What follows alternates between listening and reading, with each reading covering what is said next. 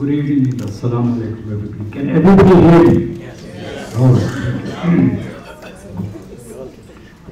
Well, first, Mr. Khurram Shahzad, President of Pakistani American Press Association, Mr. Yusuf Chaudhry, General Secretary, Saqib al-Islam, Information Secretary, distinguished guests from the State Department, Acting Deputy Assistant Secretary, Molly Stephenson, Alison Lapp, Chris Jester, Virginia Blakeman, Waleed, I see you there.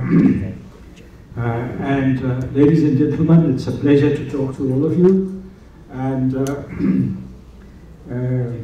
it's a great crowd, lights, room, and above all the people who are participating in today's event. So congratulations, Papa, for organizing this event.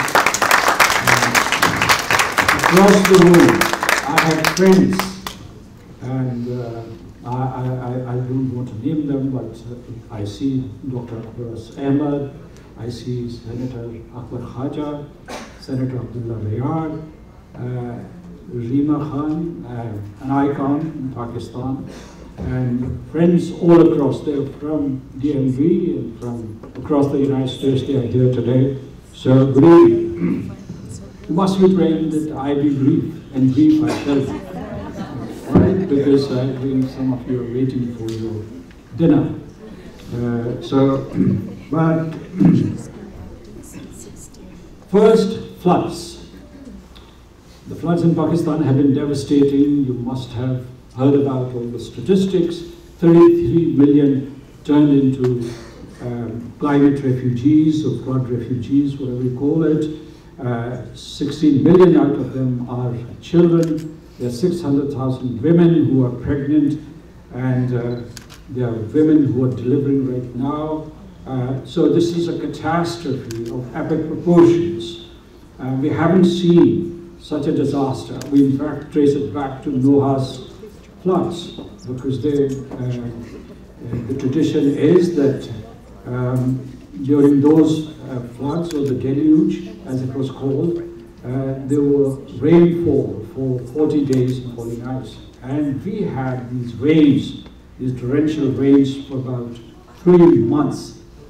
And there were a number of causes. I mean, we started the year with forest fires and then multiple heat waves. Then there was this massive glacial melt. And finally, the downpours because of the depressions in the Bay of Bengal and the Arabian Sea. And the result was this flood. We've never seen it before, something like this, because right now, as I speak to you, 1/3 of our country, the sovereign territory of Pakistan, is under waters. People have lost their villages or townships or cities, and they're all displaced, these 33 million people. And we have to, in fact, help them locate their homes and their villages. So this is a huge task. Let me thank the United States. But before I do that, let me also express my condolences and sympathy with the people of the United States as I speak to you. After battering Florida, I understand that Hurricane Ian is headed towards South Carolina and threatening North Carolina as well. There has been a landfall in Georgetown already. So you're experiencing the same climate-driven catastrophe that we have witnessed in Pakistan. So we express our deepest solidarity with all of you. And now, whether we are rich or poor, developed or developing country, we understand the peril, the cumulative peril for humanity in the form of climate-induced catastrophes. So the fatalities have been here, but the scale is a little lower because of the wherewithal that you have here in the United States of America. You're better prepared. We also want to be better prepared. We want to be better prepared. We were prepared for an escalation of sorts for 15 to 20% this year because of the rainfall, but we were not prepared for 190% increase in the rainfall. So I was thanking the United States government for contributing $66 million for our rescue and relief operations. And yeah, we're grateful to Secretary Blakeman for his announcement during his conversation with the Foreign Minister of Pakistan this last Monday. And also the high-level officials from the United States visited, and there was Derek Sholay, Counselor to the Secretary of State, he was there, USAID Administrator, Samantha Tatar was in Pakistan, and Samantha Tatar, particularly, I want to mention this, that what touched my heart was that she went to the villages and she sat with affected women and experienced their pain and suffering firsthand. This was a great gesture, this was a great footage as far as Pakistanis are concerned. Thank you so much. But I would also like to thank the private sector here in the United States, whether it was tech giants or small businesses. They have contributed to these operations, rescue and relief operations, flood relief that we're providing to our populations. I also want to thank the philanthropic entities here. And finally, but most importantly, I want to thank Pakistani American community. The US Secretary of State and also others, some newspapers have cited a figure of 20 million people that have been contributed by Pakistani American community so far. And some philanthropic organizations, whether they are based here in the United States or they were based in Pakistan, they are based in Pakistan, they have contributed massively and generously to our flood relief effort. Here, what I want to emphasize is that it's a long haul. The waters would recede, then there would be a marshland, and the land is uncultivable, and most of our crop land has been destroyed. Some 5.5 million acres of our farmland have been washed away simply, affecting our crops of wheat and rice and corn and cotton and sugarcane. So this is going to be a disasters within the disaster, within this mega disaster, because you have waterborne diseases, displaced women, not knowing how to cope with the situation. So, what I want to say here is that we would need years, probably decades, to rebuild our infrastructure. And therefore, we need your longer-term commitment. And this has been promised by the United States government, and I'm sure that the civic society would also understand that, because when you rebuild roads and bridges and houses, you need a massive operation there. We would need cooperation between the public and the private sectors. Second thing, 75th anniversary. Well, I think that my task has been made much easier by the speakers who preceded me. They've said it all. And they started from 1947, they started with President Truman. So what else can I add? Briefly, I would say that we've been good partners, and we've fought wars together, we have made peace together, we've been peacekeepers around the world, decade after decade. United States and Pakistan have been collaborating for fundamental values, as Mr. Khizr Khan said, foundational values, that was the connective tissue between Pakistan and the United States.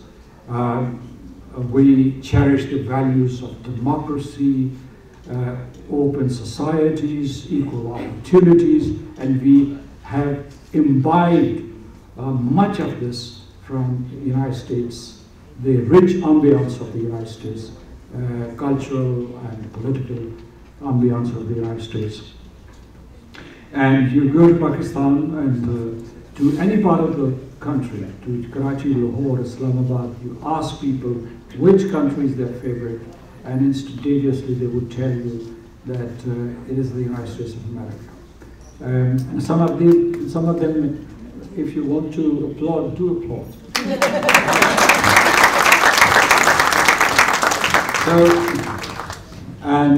It's the aspiration of young men and women to come to the United States and get educated here. And as it was mentioned by one of the speakers, that those who are educated here will go back to Pakistan, and they assume higher positions in government, in parliament, in private sector, in educational institutions. So, and Pakistan, as it was mentioned, has always been steadfastly supportive of the United States-led world order in the past 7 decades, more than the past 7 decades. This is because of the convergence and congruity in our value systems. And we've been working for peace and stability and prosperity in the region and beyond the region at a global level. Now, we need to celebrate this relationship. I mean, any relationship, even within a country, or even within spouses, there can be ups and downs, peaks and troughs. And so you have to celebrate peaks. And there are many peaks to our credit. And I think that we've recently survived. Both Pakistan and the United States have survived this 2 decades long war on terror. And we were comrades in arms, for God's sake. And we defeated terrorism. We degraded the competencies of these terrorist organizations. And terrorism today is not such a lethal threat it was 20 years ago. And this is because of the combined efforts of the United States' allies, including Pakistan. Let me also say that previously, I mean, the war against Soviet Union, for instance, or earlier go to the 1950s and 1960s, and what you find there is that we were partners in this war against communism, and we've had successes to our credit. Now, and these are the things that must be celebrated. And somebody mentioned here, I think it was Senator Khaja, that Pakistan was the conduit of communication between the United States and China in the early 1970s. And we take pride in that. It has been recognized generously by the United States leaders, successive generations of the United States leaders. Now, I mentioned this, that if anyone amongst you have any skepticism, just banish it, set it aside, and let's work on a positive agenda. And this, I mean, it has been mentioned in the recent past where the Foreign Minister and Secretary of State were meeting, and there were these commentaries in the newspapers that we had embarked on a path to implement the positive agenda between Pakistan and the United States, and it was launched with dramatic flourish by your very capable and very dynamic Ambassador Blom in Islamabad yesterday. The positive agenda, the mutuality of interest, the relevance between the two countries. So I'm waxing rhapsodic about it. But this is worth it. So this bit of poetry should be there between Pakistan and the United States. And so now let me move on to the media. As a matter of fact, I have a special connection with the media because when I was young, really young, in my early 20s or even when I was 19, I started my career as a journalist and as a broadcaster and as an anchor person. And then, regrettably, I stumbled into diplomacy, and that's why I'm here. So I always envy my friends. When I joined the service, a journalist used to be poor, hard pressed for money and resources, and they were used to write these tragic stories, mostly about themselves. Now they are so prosperous as they're in Pakistan too. And we salute you for what you have done for the freedom of press in Pakistan. And they have been pushing the envelope. They have always been conquering new frontiers. And you are the ones who would make Pakistan resilient, more interactive with the rest of the world. And let me also tell you that the journalists here in the United States, they have been the custodians of the interests of both our countries, Pakistan and the United States. They are also a channel of communication between Pakistan and the United States. Whatever happens here in the United States is reported instantaneously to Pakistan.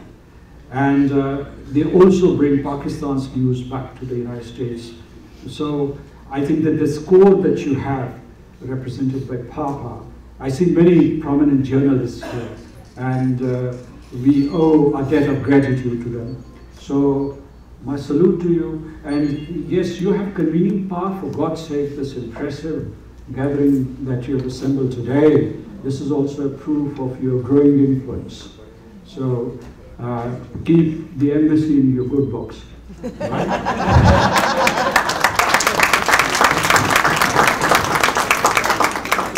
Right? Finally, there are two finals. One is about Pakistani American community. It's a wonderful community. And as somebody was mentioning, I don't know who it was, that some people came here with $50 in their pocket or less, and many of them are billionaires here. Rima Khan, I apologize, you said you were one of those who came here with sir, I told you. Actually, I shared the story with you. अच्छा हाँ story आपने बताया मैंने सोचा आप ये कह रही हैं कि आप $50 देते हैं ये हो नहीं सकता so yes you told me the story you said that you have been such a popular star in Pakistan, and you've been making these documentaries in the recent past, and you gave me brief account of what you've been doing. So she said that there were people who came with $50 in their pocket, and now they are multi-millionaires, or some of them are billionaires here in the United States. We are grateful to the United States for this enabling environment, this fertile environment for the growth of Pakistani Americans. And I've been told that the number should be between them, and the United States always cites the number of Pakistani Americans as 550,000, but we say, the Pakistani Americans say that they are 1 million, not less than 1 million. I tend to agree with the Pakistani American statistics. So as a compromise, I would say probably that they are more than 800,000. So a median figure somewhere. So what I want to say is that I've been told that there are 14 Senate confirmed high positions that Pakistani Americans are holding right now. And that there was a survey conducted that 18% of the Pakistanis, their income percentile is higher than the middle class of the American Americans. So this tells a good story about Pakistani Americans, and you've been succeeding. The other trait that the Pakistani Americans have, that they are a giving community, that they are philanthropic. They've been contributing to the welfare endeavors in their own neighborhoods and communities, irrespective of caste or creed or who belongs to which community. To tell you a story, there is a hospital in Houston. It is being run by Mr. Rupani, and that hospital is in the least insured district of Houston. And there, anybody can walk into that hospital, and in the past decade or so, they have seen 1 million patients.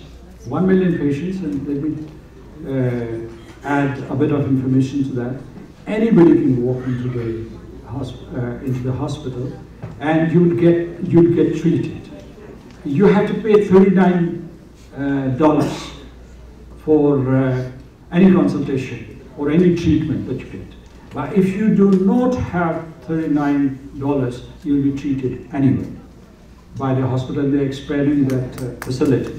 So Pakistani Americans are generous, are giving, and they are what I feel very pleased about it, that they are very well integrated into the Pakistani community. And they're very well integrated into the American fabric, I would say. I said two finals, this is the final. So, what I want to say is that Pakistani American relations have a bright future. We will turn this relationship into a robust relationship. This is our determination, this is our resolution, and we will succeed.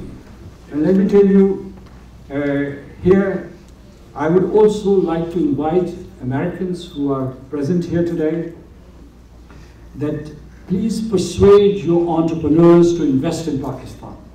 220 million people, 80 to 100 million people in the middle class, 130 million are young men and women below the age of 30.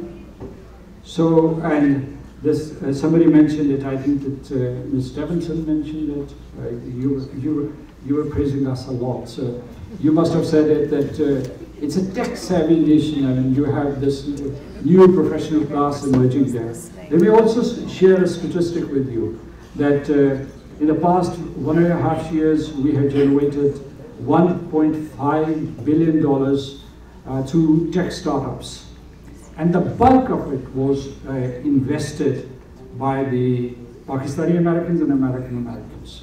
And now Kleiner Perkins and Dragoneer and Tiger Global are supporting these fledgling startups at the seed, at the pre-seed, seed, and incubation levels. So there's great news to invest in Pakistan. And investing in Pakistan would be profitable for Pakistan, but it would also be profitable for Pakistan, American investors. So this is my plea and invitation to you, that make Pakistan your most favored investment destination in the near future.